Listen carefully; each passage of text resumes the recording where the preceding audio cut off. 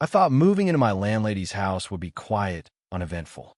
But the night her sister visited, and the two of them whispered with a smile, "We're 45, but tonight we're dangerous." I realized my life was about to change in ways I could never have imagined. It was one of those nights where the city felt heavier than usual, streets slick with rain, the hum of passing cars drowned out by the steady drumming against my jacket. By the time I pushed through the gate of the old townhouse, my clothes were damp enough to cling, and I was already rehearsing a quiet evening alone in my rented room. But the front door swung open before I could even reach for the handle. "Elena," I said, blinking at the sight of her standing there. My landlady. She wasn't the type to hover or check in. She usually gave me space. Tonight, though, she leaned in the doorway, arms crossed loosely over her chest, a half-smile tugging at her lips. "You'll catch a cold like that," she said. Her voice was low, steady, but with an edge of concern that slipped through no matter how composed she tried to sound. Inside, the warmth of the house wrapped around me immediately. The faint smell of lavender polish from the wooden floors, the distant crackle of something heating on the stove. And then I noticed her, another woman, seated at the kitchen table, looking up as I entered.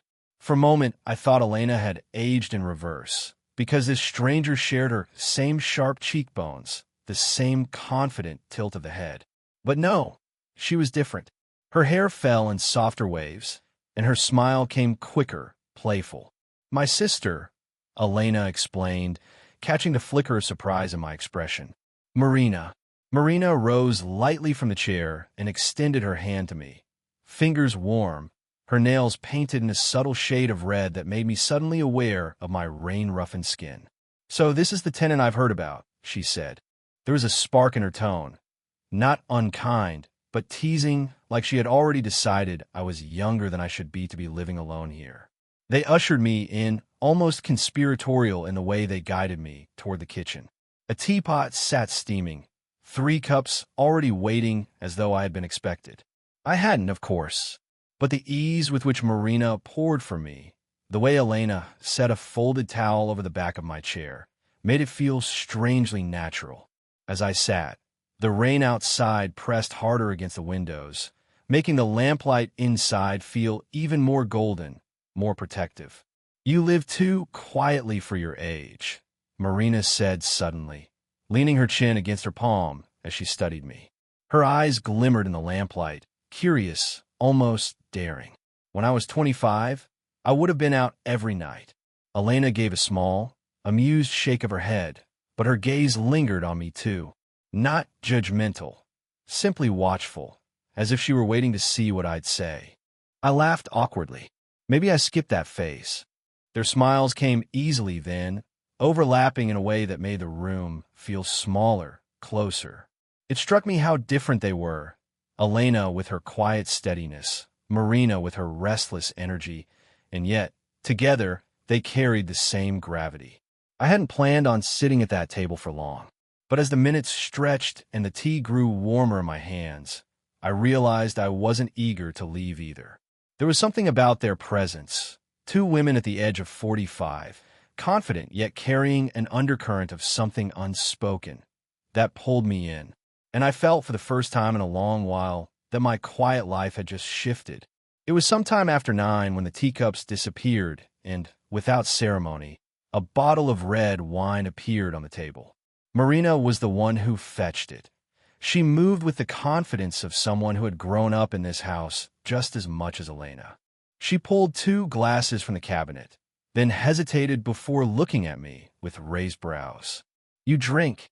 Her tone was light, but the glint in her eyes felt like a challenge. "A little," I said, trying not to sound too eager, too young.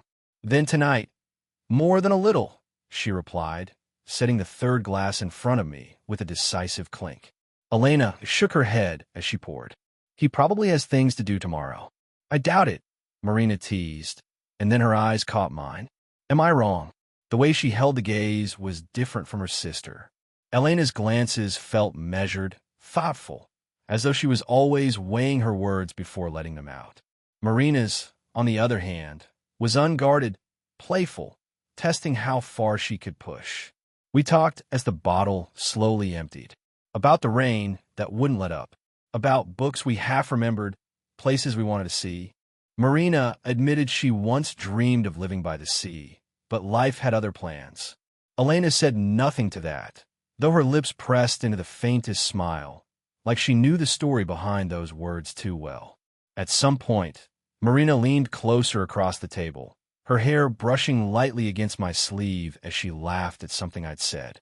The touch was accidental, but it lingered in my mind long after. "You know," she said, tilting her glass in my direction, "you have the look of someone who hasn't decided who he wants to be yet." Elena's voice came soft but steady from my side. "That's not a bad thing. It's better than being someone who has already decided and regrets it." Her words carried a weight that made the air shift. I glanced at her, and for the first time I noticed the faint lines of tiredness beneath her eyes, softened by the lamplight.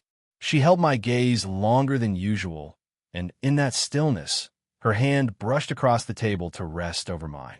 Just a moment, barely a press of warmth, but enough to send a ripple through me. I swallowed. I think I'm in that in-between place. Not old enough to be wise, not young enough to be reckless. Marina laughed again, but gentler this time. "That's exactly why you intrigue us." The words caught me off guard. Us, not just her. And when I looked back at Elena, she wasn't smiling the way Marina was, but her silence, her steady eyes, told me she wasn't disagreeing either. Outside, the rain softened to a mist, tapping lightly on the window panes. Inside, the lamplight glowed warmer, the air thick with the faint sweetness of red wine. Their laughter overlapped, their voices carried stories of years I hadn't lived, and for the first time in a long while, I didn't feel like an outsider to them. Instead, I felt like I had been invited, drawn in, without even realizing it. By the time the second bottle of wine was uncorked, the edges of the evening had blurred into something softer. The rain had thinned to a mist outside, and the house seemed quieter than ever, as though even the walls were leaning in to listen. Marina, ever the bold one, had stretched out her legs under the table, crossing them casually so her foot brushed against my shoe now and then. She laughed easily, though her eyes kept flicking toward me with that same mischievous glimmer. Elena, however, had grown quieter. She swirled her wine slowly, watching the deep red catch the light. It wasn't silence born of disinterest. No, it was more layered than that, as though she was weighing something she hadn't yet decided to say. Then Marina leaned in, her elbow propped on the table, her chin resting on her hand. "We're 45, she said, her tone teasing but with an undercurrent of sincerity. "People think that makes us predictable, boring even, but sometimes I wonder if that's when we become the most dangerous." The word dangerous hung in the air. Her smile was playful, but her eyes studied me closely, almost daring me to laugh it off or agree. I opened my mouth, unsure what to say, but Elena's voice came instead, quiet and steady. "Dangerous?" She gave her sister a small shake of her head, then sighed. "Sometimes I feel the opposite, like I'm invisible now, to the world." The shift in her tone made me turn toward her. She didn't meet my eyes at first, but when she did, there was something in them I hadn't seen before, an unguarded honesty. "Invisible?" I asked, my voice lower without meaning to be. She gave a small shrug. "When you're younger, people notice you. They look twice. At my age, I can walk into a room and it's as if I've already been written into the background." Her words struck me more than I expected. There was no self-pity in them, only a quiet confession, and yet it hit with weight. Before I could think better of it, I leaned forward slightly, my hand brushing hers on the table. "That's not what I see." Elena's eyes lifted to mine, searching. "And what do you see?" I swallowed, feeling my throat dry. "Grace. Strength. Someone who doesn't have to fight to be noticed, because people should already know she's there." Her lips parted, but no words came out at first. She simply held my gaze, and in that silence I felt something unspoken pass between us, like a door cracked open, waiting. Then Marina's hand slid across the table and tugged gently at my sleeve, breaking the tension with a grin. "Careful," she said. "You'll make her believe you." But her eyes betrayed her teasing. There was warmth there, something softer than the smile she wore. Elena didn't look away. She only set her glass down, fingers brushing faintly against mine one last time before retreating. The silence that followed wasn't empty. It was charged, alive, like the pause between two notes of a song, where the listener leans forward, waiting for what comes next. And for the first time, I wondered if I wanted to cross that silence, or stay suspended inside it forever. The kitchen had grown too small for us. Or maybe it was the wine, or the words left hanging between us, that made the air feel too heavy to stay there. Marina was the one who suggested moving. She stood suddenly, gathering the empty glasses with a flourish. "Come on," she said, her voice light but her glance toward me deliberate. "The couch is softer than these chairs, and if we're going to keep talking until dawn, we might as well be comfortable." Elena didn't argue. She simply rose, collected the bottle, and led the way into the living room. The room was dim, lit only by a single floor lamp in the corner. Outside, the storm had finally drifted away, leaving behind a stillness so complete it felt like we were sealed off from the world. The old clock on the wall ticked softly, each beat of it reminding me how close, how small, the space between us had become. I sat first, sinking into the couch that smelled faintly of linen and cedar. Marina followed, settling on my left and stretching out with a sigh of satisfaction. Without hesitation, she swung her legs onto my lap, crossing them at the ankles as if this were the most natural thing in the world. "You don't mind, do you?" she asked, though she didn't wait for an answer. Her voice carried that teasing lilt again, but beneath it I caught a softness, a test. "No," I said quietly. My hands hovered awkwardly before finally resting along the edge of the cushion, close but not quite touching her. The weight of her legs across mine was warm, grounding, and yet it made my pulse beat quicker in my throat. Elena sat on my other side, her movements deliberate, careful. She didn't recline the way Marina did. Instead, she positioned herself close enough that the edge of her arm brushed my shoulder as she draped it casually across the back of the couch. The touch was feather-light, as if she wanted me to wonder whether it was intentional. The three of us sat like that for a while, in a triangle of quiet tension. Marina's voice faded as she closed her eyes briefly, humming along to the faint music playing from a speaker somewhere down the hall. Elena, beside me, stayed silent, but I could feel the warmth of her presence radiating, steady and calm. The silence didn't feel empty. It was alive, filled with the soft thrum of possibility. Every small sound became amplified. The ticking clock, the faint shift of Marina's breathing, the subtle brush of Elena's sleeve against mine. I found myself caught in the middle of them, literally and otherwise. Marina's leg shifted slightly, her heel nudging gently into my side, almost playful. Elena's fingers, resting along the couch, tapped once, then stilled before brushing ever so lightly against my shoulder again. None of it was overt, none of it was spoken, but it was there, a quiet current threading between the three of us, daring me to acknowledge it. I didn't speak. I didn't need to. The silence itself was saying enough, and the weight of it pressed down, steady and warm, until the very air felt charged. And in that moment, I understood. Sometimes silence was not the absence of words, but the presence of everything we were too hesitant to say aloud. The house had grown impossibly still, as if the world outside had fallen asleep and left the three of us alone inside a bubble of lamplight and hushed breaths. Marina shifted against the couch, her legs still draped across mine, and propped herself up on one elbow.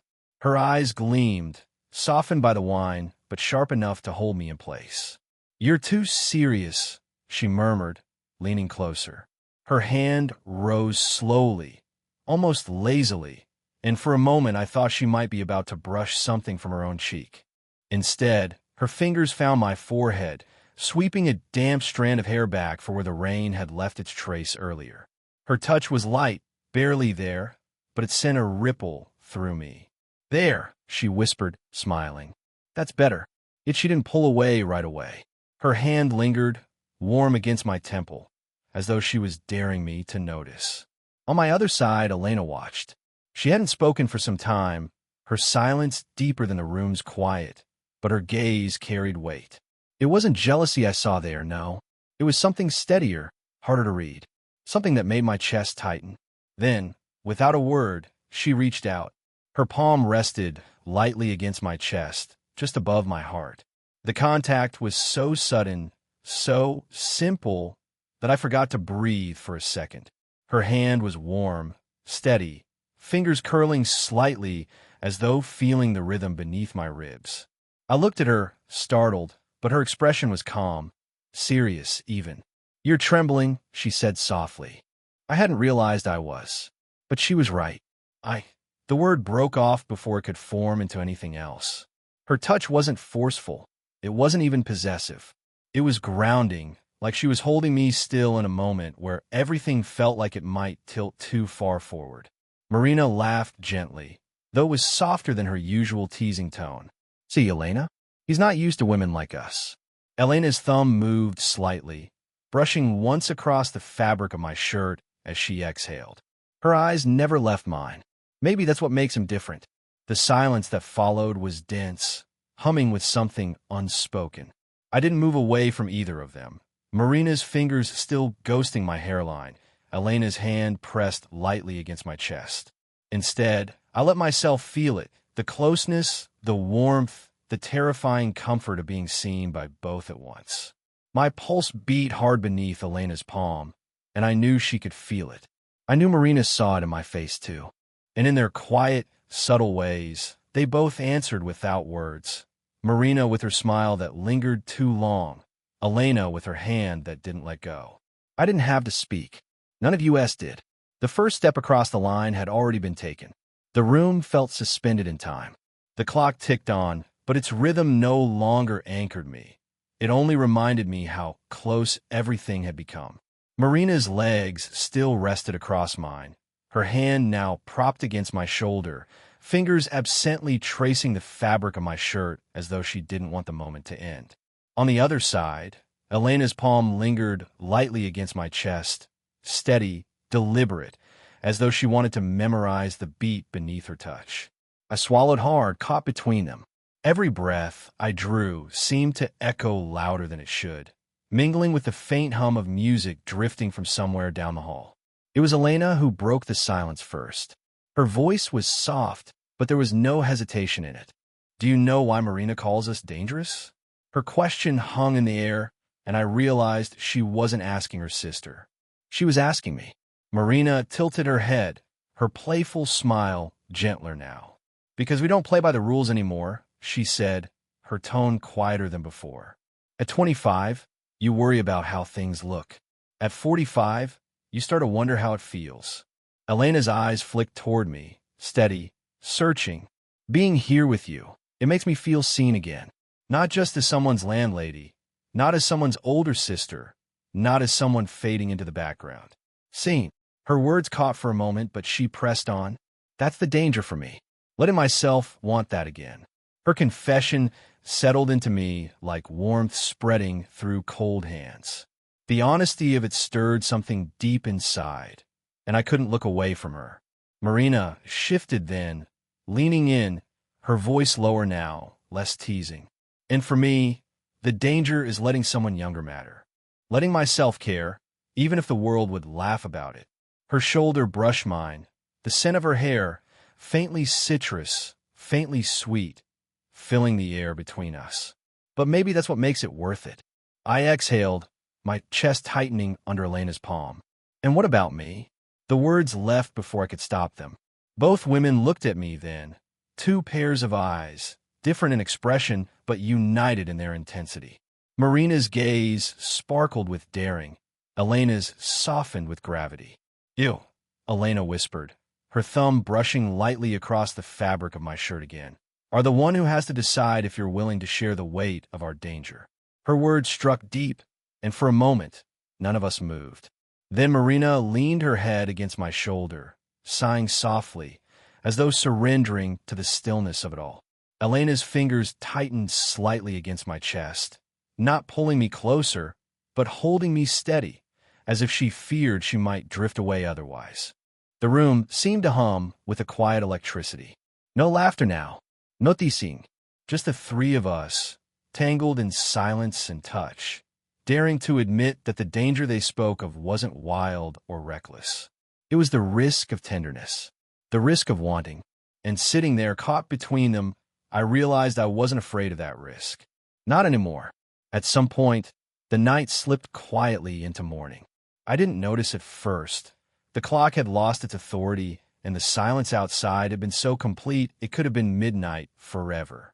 But then a faint gray light began to push through the curtains, soft and hesitant, painting the edges of the room in pale silver.